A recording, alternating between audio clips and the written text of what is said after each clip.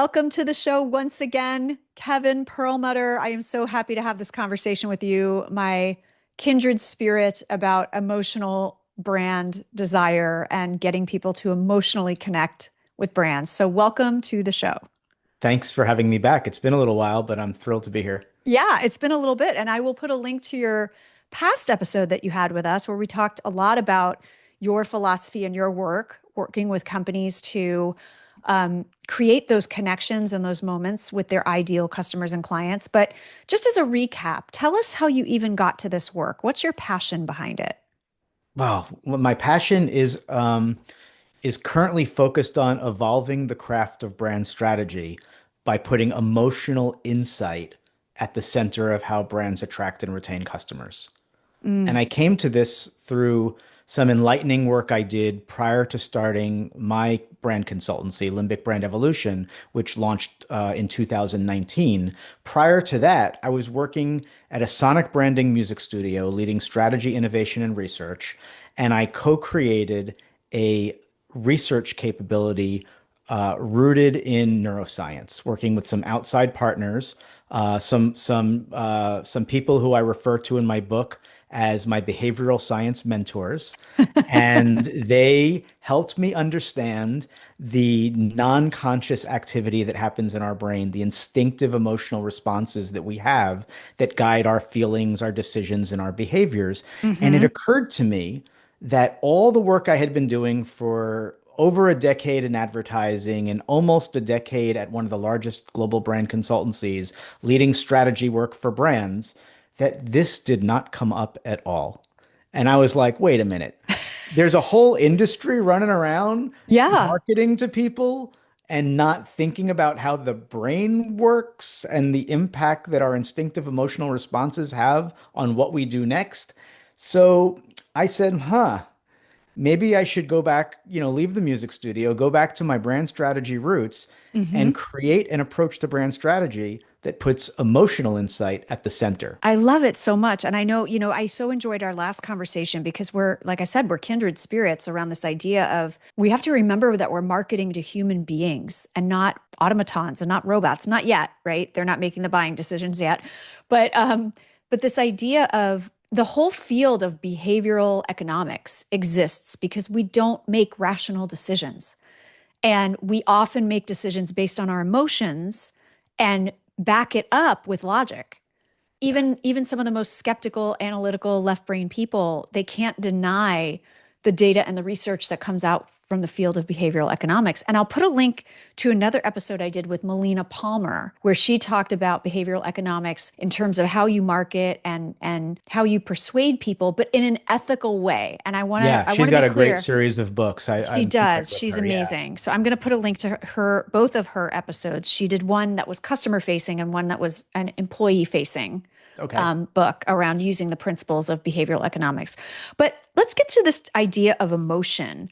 What are the three steps? Share with us the three steps from your book in how you spark emotional desire when you're talking about products, right? Because I've worked B2B and B2C like and it's like, okay, how do I find the emotional desire for a developer platform or an accounting software, right? So Yeah. talk to us about those three steps. Yeah, well, it's and a lot of my work is in professional services and technology and software, and as well Mm-hmm. as entertainment and other customer facing Mm-hmm. consumer product kind of customer facing brands.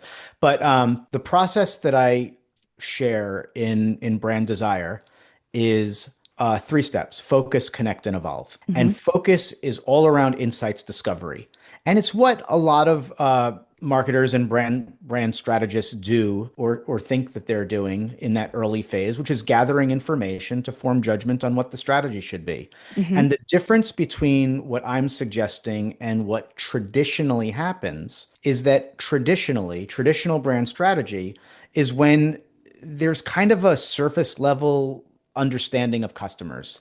A lot of, what the company already knows. A lot of, I'll do a Google search and find out some basics. A Right. lot of, you know, let's read some reports about what's been learned in the past. Here's what we know from our current customers, based on years and years of collected data. But, what I'm recommending is you need to get out and talk to people. You need to hear from them in the current day. You need to understand the context of their lives without your brand. And you need to understand what they're trying to achieve in life and business, whether your brand exists or not. You can't start from the premise of here's what we have to sell. Let's figure out how to talk about it. You need to start from the premise of here's what people are going through and what would they need to hear so that their lives can be made to be better. So, one of the pieces, the conclusion of insights discovery, this focus phase, that I recommend is something that is not part of traditional brand strategy. And that is what I call the shared emotional motivation. The shared emotional motivation is one bookend and the first input to what I call a limbic sparks brand strategy, which is I define that shared emotional motivation as what the brand and the customer are both trying to achieve individually and with each other. Hmm. And if you could understand that, that's the only way that you can start to make real connections with people because you are in line with, you are understanding of, you are cognizant of what it is that they actually need, want, and desire and care about with or without your brand. Hmm. So that's insights discovery focus phase one. Phase two is connect. And connect is all about developing that brand strategy. And it includes some of the same outputs that you would suspect from traditional brand strategy. It has the core brand benefits. It has the personality and voice traits. It has a positioning statement. It has a brand idea slash tagline. But what's different with Limbic Sparks brand strategy is the first input, you're starting with the premise of that shared emotional motivation.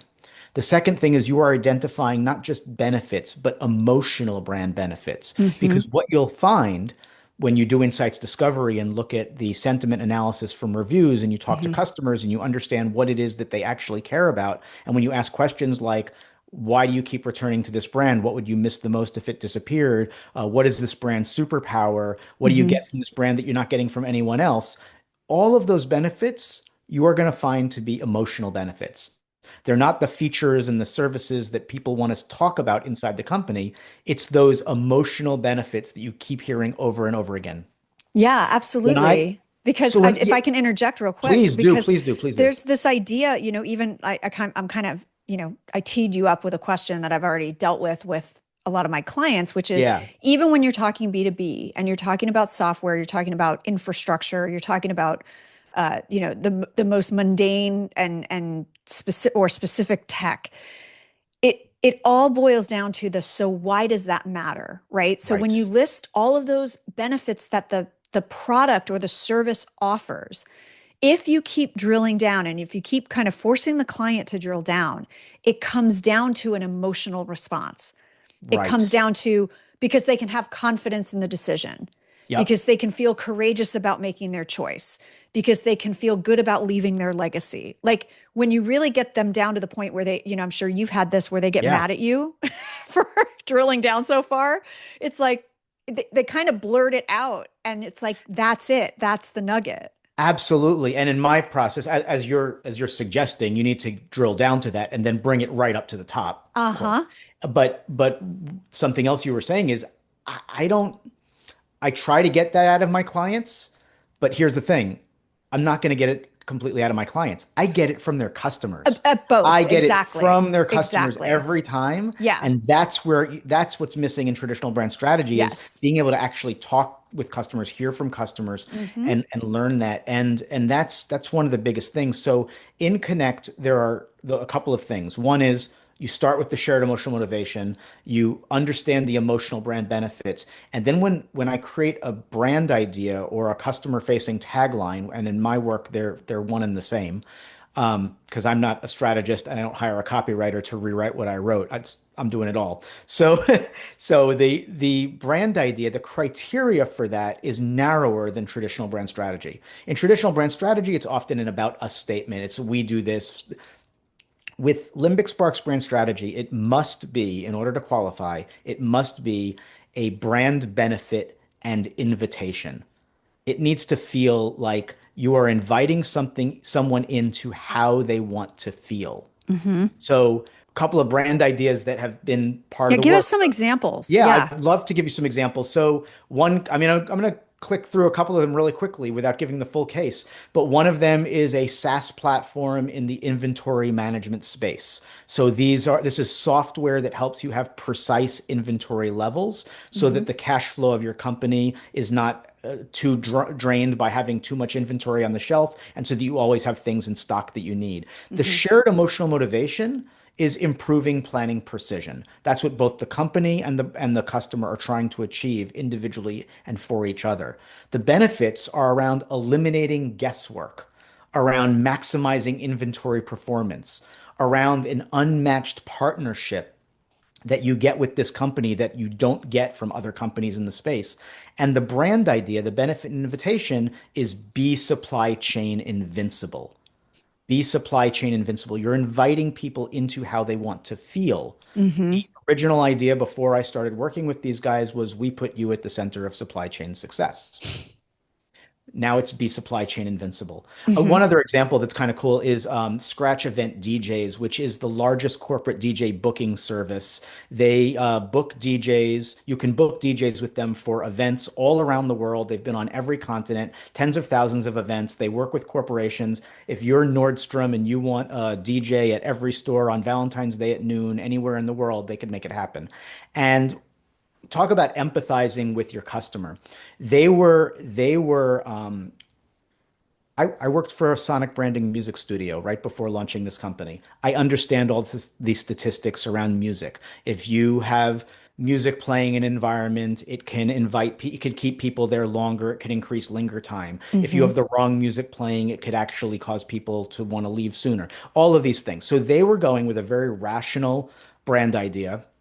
I'm trying to remember the exact words, but it was around the idea of the ROI of having a DJ. Um, Mm. I forget the exact words because it was a couple years ago, but it was around, bring in the DJ and the ROI will be there. And when I spoke with their customers and understood what their customers were dealing with, you're talking about people who are managers or regional managers of retail stores. You're talking about people who are running the entertainment on a cruise ship or in a casino. You're talking about people who are maybe account people at an ad agency hiring a DJ for one of their clients' events. These are not people, they care about the ROI. Of course, they care about the ROI. What they really care about is nothing going wrong. They care Hmm. about, I have a million things going on to pull this event off, and I need one less thing to worry about. And with Scratch Event DJs, we recognized that what they care about are amazing experiences that keep people coming back for more. That's what their customers care about, and that's what the brand cares about, the shared Hmm. emotional motivation. We recognize that there are important benefits that are emotional benefits around incredible client service, so you never have to worry about it. The largest DJ network, so you're always going to get paired with the right DJ for your event, and there are backup DJs should somebody be sick or ill at the last minute. Hmm. And amazing event experiences time and time again.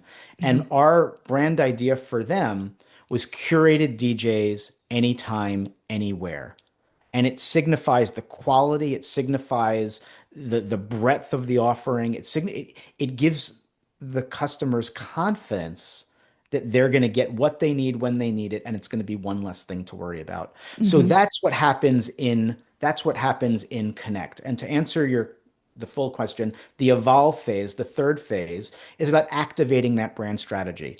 And it's doing so by pouring yourself back into those insights that you discovered in the first phase, understanding all the nuances of what people want in the experience, Hmm. and it's then creating whether it be visual identity, sonic identity, brand messaging, I create a brand messaging hierarchy with and for my clients that outlines all of those emotional benefits. We take the three core emotional benefits. Hmm. We then segment the customers based on a couple of different core personas, not a lot of 12 personas with stock photos and saying John is the CFO and he wants all the money to go smoothly. It's not that. It's Hmm. actually short paragraphs, fewer personas. It's about what these people care about. Hmm. For the inventory management company, What does the C-suite care about? The people who have to sign off on the check. Hmm. For the second persona would be the users of the software. What do they care Hmm. about? And then we take those three benefits. Hmm. What does eliminate guesswork mean at the To C level? each one. What Yeah. does eliminate guesswork mean at the user level? So Hmm. we create all of this brand strategy, content, guidelines, Hmm. assets, and we activate it into brand experiences. Hmm. And when people encounter those experiences, they counter those messages, it feels like it was designed with them in Yeah. mind because it was. It was, as Right. opposed to traditional brand strategy guesswork. Right, exactly. And I think, that's the important piece that's missing is you have these folks in leadership roles who don't get out and talk to the customers enough. And, when I work with my clients on brand projects, it's very much about I don't care how you want to describe it. How are your customers describing their need or their pain or their benefit that they're seeking? And Yes. let's echo back. This is part of empathetic marketing. It's asking and echoing back to your point, where when they see your messaging, when they see your ad, when they see your email, they're like, oh my gosh, that's the voice inside my head. They get me. They get me, right? And Yeah. that's where, this is where this all ties back to empathy. And so, let's talk for a minute first about ethics, right? Because we're Okay. talking a lot about leveraging neuroscience and leveraging what's in people's brains. And I just want to get your viewpoint on how do you help clients maintain ethical behavior when deploying and evolving the brand and putting it into action? Yeah, it's such a great question. And here's the thing. First of all, I don't believe in using negative motivation, fear tactics, clickbait, like any of the stuff that is driving us nuts because we keep getting spammed emails and like so I'm not some of that is not unethical at all. Some of it is bordering on unethical. It's I just icky. it's just icky. It doesn't feel good. So like No, it anything doesn't that feel I'm going good. to be recommending is going to feel good to Right, my clients and to the people who encounter it. So right. that's a premise is that we're going for positive. It's not you know, it's not your company is going to not survive without this inventory management. It's Hmm. when you bring this software in, you will feel supply chain, you will be supply chain invincible. Hmm. And it's a positive message always when it comes from the work that I do. Hmm. In terms of understanding what makes people tick and then using that to your advantage as a marketer, that's not unethical. It is strategic. It is Hmm. using research. It is using an understanding of what matters most to people so you can most effectively help them. Hmm. Now, if you take that information and you promise them something that they really, really, really, really want, and then you can't deliver it and you suckered them into something else, that is unethical.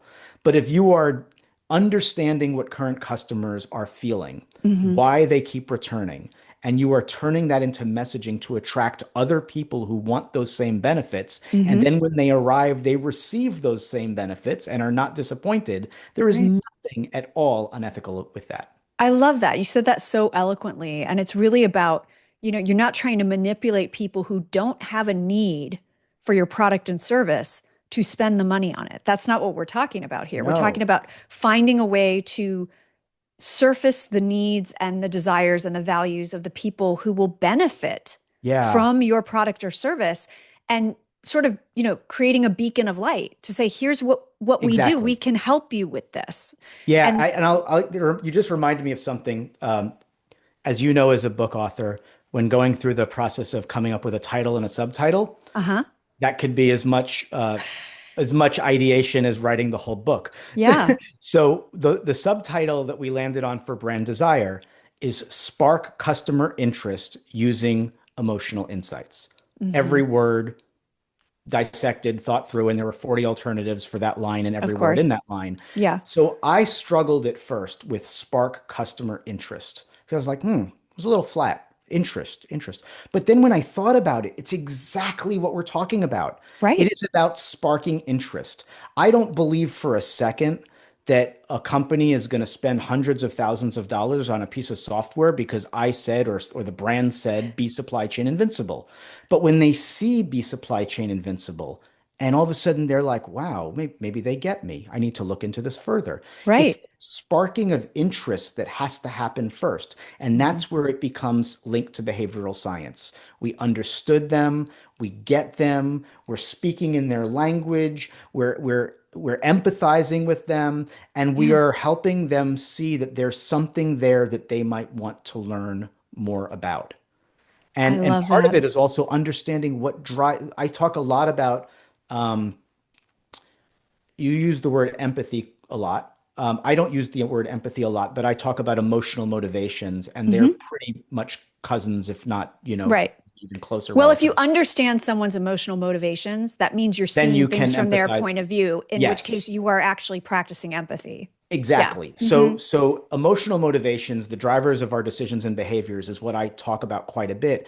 And I had this one client, a client, a brand called Sunless. It's a China-based company, Hmm. and it is in the space of bulletproof and highly durable materials. So they're like a competitor of Kevlar.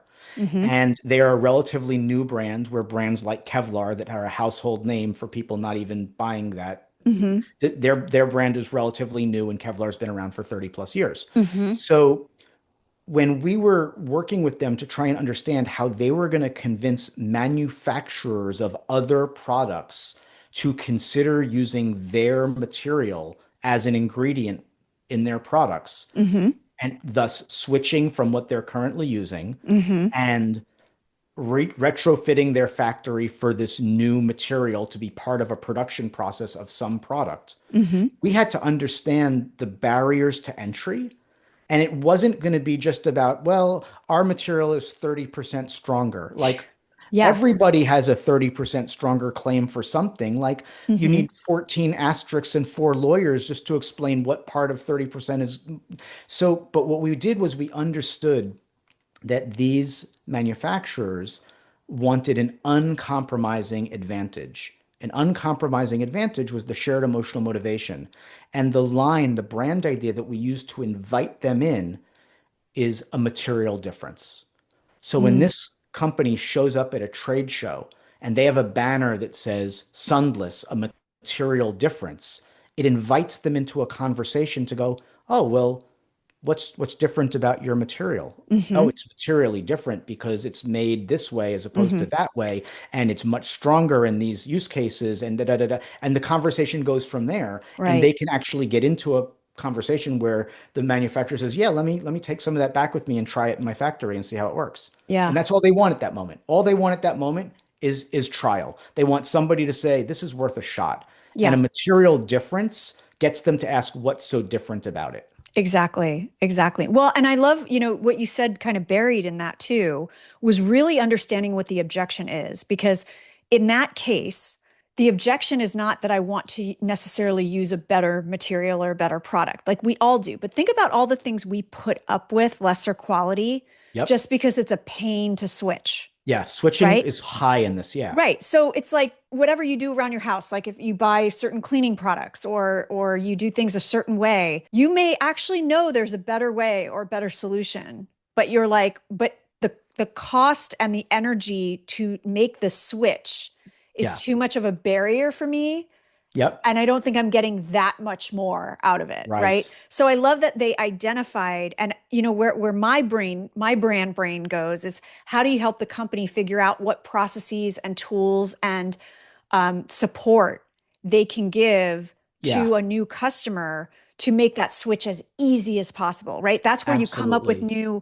new offering ideas or new like deal sweeteners of like what can we do to actually get you over that hump so you will at least try this. So I Yeah. love that you kind of uncovered that. I love what you said about everybody's got a 30% more claim about something, right, within their Yeah, product. exactly. They were lined up on my wall as I was studying the Yeah, competitive set, and I'm like, how are we going to break apart in this thing? Well, let's talk to their customers and understand what actually matters most. Is it right. 30% or is it something else? Is there something bigger? I'd love to jump on something you said as well, if it's okay. You talked about you alluded to something that I talk about in the book, where I differentiate between habits and loyalty. Hmm. And loyalty is a conscious desire to keep going back to a product and service over and over again. Habits are more instinctive, which means that you're not consciously thinking about it. Habits are part of a routine that happen over and over again. And sometimes we stay in that routine because the conscious part of switching, like you talked about, or the idea, you just you're willing to put up with it. But the second the routine changes, or there's a better alternative that makes it easy for you to switch comes along, you're going Hmm. to break that habit pretty quickly. And this, I refer to this as the illusion of loyalty. Some Hmm. brands believe that they have great loyalty when most of their customers may be stuck in a habit that they'd be thrilled to get out of if the opportunity presented itself. So I think that if you're not keeping up with what matters most to your Hmm. customers, you could find yourself losing business when somebody comes along more quickly than you imagined because that Hmm. loyalty you thought you had doesn't really exist. Yeah, it's why so many brands rope you into things. It's why, it's easy to buy something with the click of a button after they have your credit card saved. It's why Yes. it's easy, and there's all these hooks that a lot of brands put in place to make it harder for you to break that habit. And Right. so um I love that part of the book because it's this idea that you may call it loyalty, but it's not. It's just inertia. And at some point, when a competitor comes along and makes it really easy and worthwhile for them to switch, they're Yeah. going to switch. So, Yes. what are you putting in place now to ensure that that loyalty is really about loyalty and it's about identity? And that's where I really believe in the work you're doing around when you can create that emotional connection.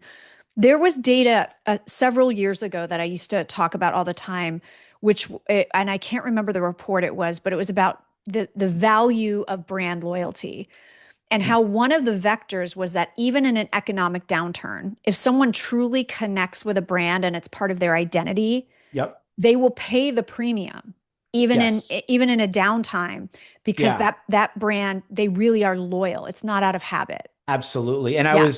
this is related to what you're talking about, but it's not the same report. There was an article in Harvard Business Review, and it dates back about 10 years, I believe. But it said that customers who are highly emotionally connected are 53% more valuable than those who are highly satisfied. Now, think about that. Think about the customer satisfaction surveys that most brands offer. The five point on the 5 point scale is highly satisfied. They're not going high enough because if you're emotionally connected, you're 53% more valuable. For all those reasons that a loyal customer is valuable, you stay with them longer, you buy more referrals, you forgive poor experiences once in a while. So Hmm. like for all those reasons, Yeah. highly emotionally connected is, as you just said, so much more valuable. Oh my God, I have so many questions I want to ask you, but we don't have enough time. I want to ask you this though. The intrusion, not the intrusion, that's not the right word. The innovation of AI to Yeah. make things easier for marketers, to make things easier from a campaign, from a brand strategy perspective, and from a gathering and synthesizing customer insights perspective. Where do you see the role of AI in this process? And how do we help brand leaders or marketing leaders ensure they're not losing creating the emotional connection when they lean Yeah. into AI as part of this process? Yeah, that's a whole hour's discussion at least. But let me answer it in the best way I can. Hmm. So first of all, I'm still of the belief that humans are better at understanding emotional insights and relatability Hmm.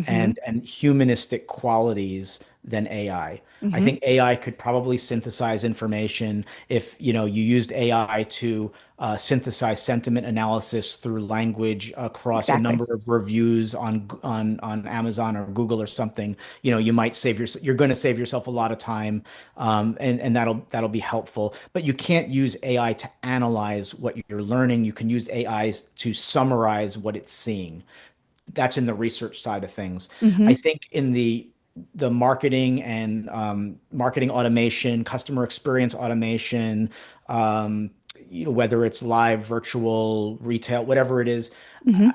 I worry about people losing connection with a brand because either there's research out there that says people don't trust AI, that if they think that they're hearing an AI voice, it's less trustworthy than if they Hmm. think it's a human voice. And notice I said think, because if you think it's an AI voice and it's a human, you're going to trust them just as little as if it is an AI voice and you think it's AI. If it's Right. AI and you think it's human, you're going to trust it more. That's what Right. the research tells us. But Right. here's what it comes down to for me. Here's what it comes down to for me. AI is going to be around for a long time, longer Hmm. than us, Hmm. and it's going to keep getting better in certain ways, and it Hmm. might probably will get worse in a lot of ways, but Hmm. it is going to be a line that keeps moving, right? So as a brand leader, and this is what I talk about in Brand Desire, as a brand leader, your job is to know where that do not cross line is. And the do not cross line occurs where if you cross it, the customer experience will be degraded. Your job as a brand leader is to know where that line is and to Hmm. not allow your brand to cross the line and degrade by thereby degrading the customer experience Hmm. as a result of AI or marketing automation. Hmm. So I'm not an AI expert enough to know where that line is exactly right now in every situation and how it's Hmm. going to change.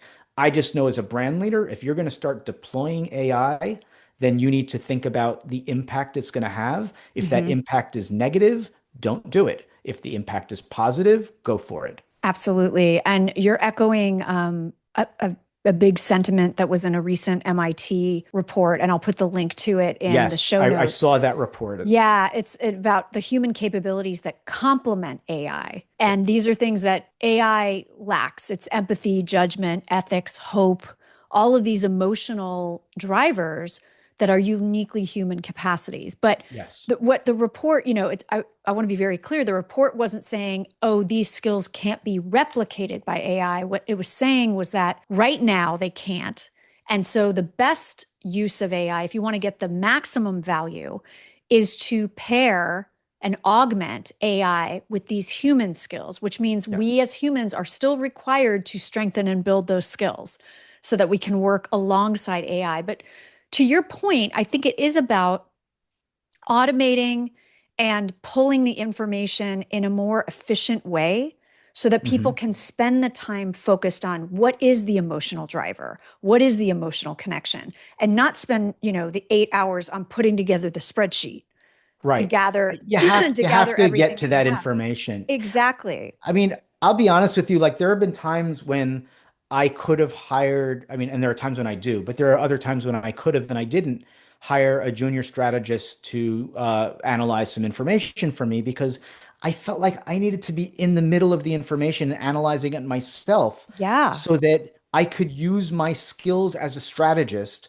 to connect the dots in unexpected ways. Yeah. And if I wasn't in the thick of the data, in the analysis, then how can I really get to the good ideas that I need to get to for the clients that I'm supporting and the brands that I'm working on? And the other thing that I worry about with AI is that if we have a generation of people who are reliant on AI for their thinking and their creativity and their Hmm. ability to ideate and their ability to judge what they are looking at and know whether it is good or bad, Yeah. I worry about that Yeah. even more than I worry about the poor brand leaders who cross the line. Yeah. Like, I mean, I Yeah. worry about a generation of people who can't think and who can't Yeah. have judgment. And it kind of, I kind of cringe a bit when I hear people outsourcing their thinking to AI. And Hmm. these are not young people. These are people who are No. good thinkers. They're just saving time and deciding that I'm going to Right. let AI do it. And I just, Right. like I can't. I Yeah. can't.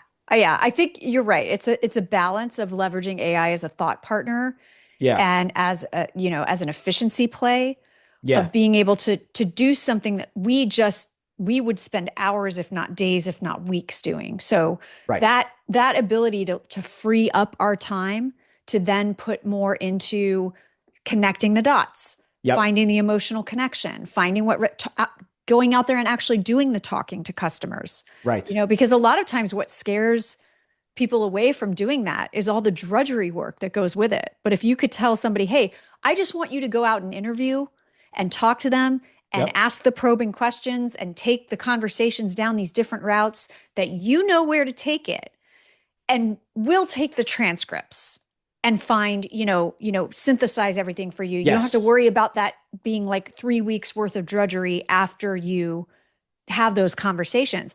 I I personally feel like a lot more marketers would be willing to have those conversations and take the time to do that if they knew that on the back end they weren't going to have to put everything together and crunch the numbers and. But I think you're right.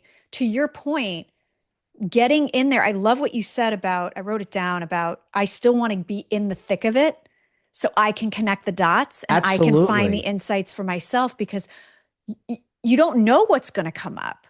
And if you see a sanitized summary, sometimes it's not in the sanitized summary. It's, actually looking at the transcript or reviewing the interview you did and you find that one line that's gold. And what if Yeah. what if AI missed that line? I know Right? that that's Yeah. that is I that finding that gold, and I'm in the middle of working with a client right now, and I've just conducted 20 interviews with their key external stakeholders. And I'm in that moment right now where I am looking at a large screen of all of my notes. I have all of my questions down the left, all the people I interviewed across the top, and I'm looking in down and across, and I'm highlighting nuggets. And Yeah. like I love that. And AI is not going to Yeah. interpret those nuggets the same way that I'm interpreting those nuggets. No. And to your point about like the time it takes, I one of the wonderful things I was able to do in my book um, is from interviews that I had from my podcast that I was running for 3 years. I interviewed brand leaders during that time, and I have quotes from brand leaders about a lot of different things. So I was able to use quotes from people who are not consultants like me, but actual people who are brand leaders at a company with a brand and a product that's being Right. sold. And one of them said, I asked why some people ignore and underleverage the power of emotion and emotional insights. And I got answers like, because it's hard work, because it takes time, because you actually have to spend time getting that information. And we Right. all don't have the luxury of time or patience. And I'm Right. like, okay, then Yeah. don't. Right. Just do Right. this, do Then the don't. same as Yeah. everybody else. Yeah. Well, and it's Like, also, but it's also about building, you taking the time to build trust as well. And that's I- where I love this conversation because this is where in my own head I ping back and forth between the pros and cons.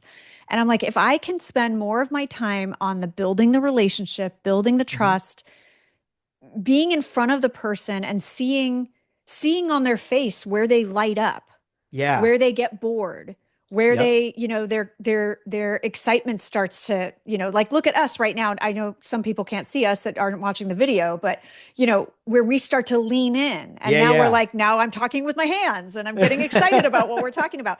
You can't see that from a No, sanitized report. And so no. what I love to say, and I'd love to hear your take on this is I've said it over and over. So listeners, apologies. You're going to hear this rant multiple times, but we are coming to a point where AI it's here. It's transforming the way we work and how we do our jobs. And if you are a leader who has shied away from conversations with customers, hard conversations with employees, if you have any preconceived notion that you're going to be able to outsource that to AI, you are sadly mistaken Forget because it. with AI, there's nowhere to hide. Your work is going to be those conversations and using those human skills. That's what's actually going to keep you employed. Yeah. So you won't be able It's to hide behind the tasks anymore. You won't be able to hide behind the number crunching. You're going to have to get out and talk to people. exactly. Yeah. It's so important. And one of the things that I share a lot about in Brand Desire is not just you have to ask questions, but I talk about the ways to ask questions, what types of questions you should ask. For those who understand the brain a little bit, they'll know that there's the difference between the sympathetic nervous system and the parasympathetic nervous system. And one has you curling up and, being afraid to answer a question, and one has you leaning in and answering with optimism. So if I was to say to you, Maria, what's the worst part about the experience your clients have with you? You're not going to want to answer that question. But if I said to you, Maria, if there was one thing you could do to make the experience with your clients better, you're going to light up and have an answer for me. And it's the same question, just asked in a different way. Hmm. So there's things like that that I talk about. Like when I do these one-on-one interviews, I suggest in the book and in practice, I do not record the interview.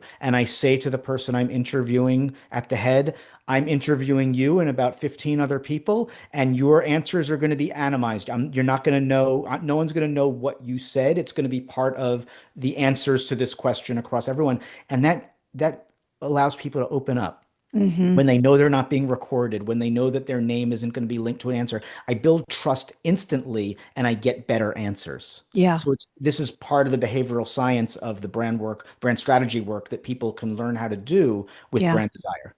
I love it. Real quick, explain to us what are limbic sparks? Limbic sparks are what you feel when emotional motivation meets brand desire. It's that moment when you encounter a brand and it feels like it was designed with you in mind. When it has you at hello, you want to bring it into your world. And when it keeps delivering great experiences, you keep bringing it back in again and again and again. So limbic sparks are what we're going to create that moment people intersect with your brand and then hopefully forevermore.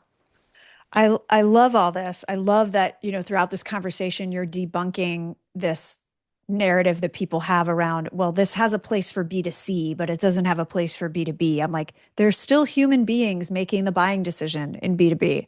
Yeah, I was So, about to say that and then you said it. yeah, They're well, still and then, people. yeah, exactly. It's not company to company, it's person to person.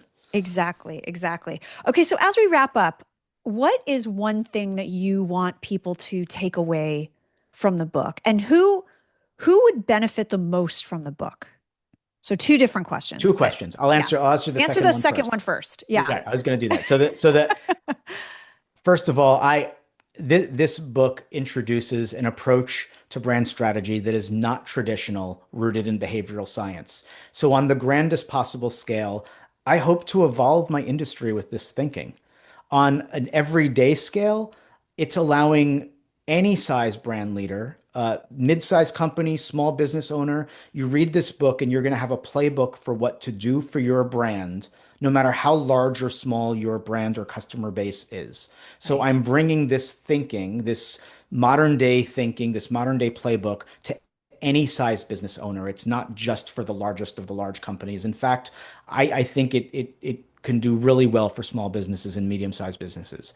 And what I want them to take away is what I want them to do is embrace what I call a limbic sparks mindset. And a limbic sparks mindset includes three questions that you should ask at any given time. One is, what are the needs, wants, and desires and unmet needs that people have in their life? If you could understand what people care about, what they need, want, and desire, and what their unmet needs are, jot that down. Get that information however you can. The second question is, from that, understand, how do people want to feel? Answer how people want to feel. And then the third step is, what should your brand say or do to make their lives better?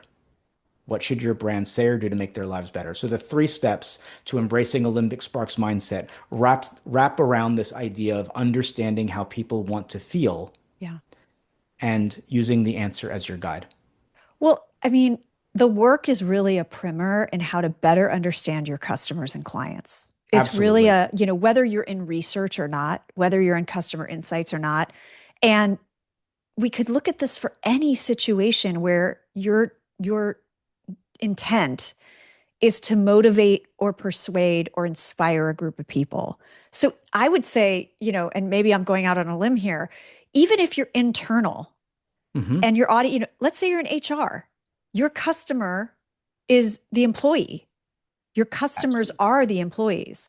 So, how can you leverage this approach and this framework to bring them along when you have to implement change, when you have to roll out new policies, when you have to sort of, you know, when you're ready to offer a new program? You're Yeah. really launching those things with internally, right? So, You really are. And the something that I talk about in one of the latter chapters in the lead section of the book yeah. is a chapter called Championing Customer Centricity. I Yep. have this little chart where I show that customer insights can actually be the one thing that a brand leader brings to the table to align everyone and create success for people internally and externally. Yep. Because if you arm your organization at all levels with everybody having their unique motivations, their unique Yep. emotional motivations and KPIs and objectives, HR, customer experience, production, marketing, the CFO, whatever it is, if you have the customer insights to show them what they need to be doing to be more successful outside the company, Right.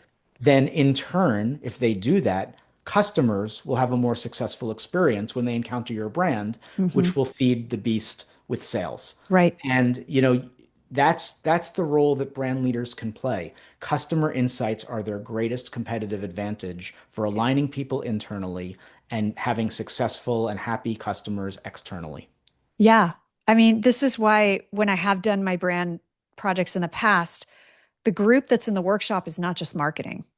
No, It's never. stakeholders from all across the company because you're changing the conversation of how everyone in the company understands the customer and how they understand their role in delivering the experience to the customer. Yes. And also they have a different viewpoint on the customer and on the product that they bring to the table when you're able to synthesize that and then map that to the customer experience and the insights that you get.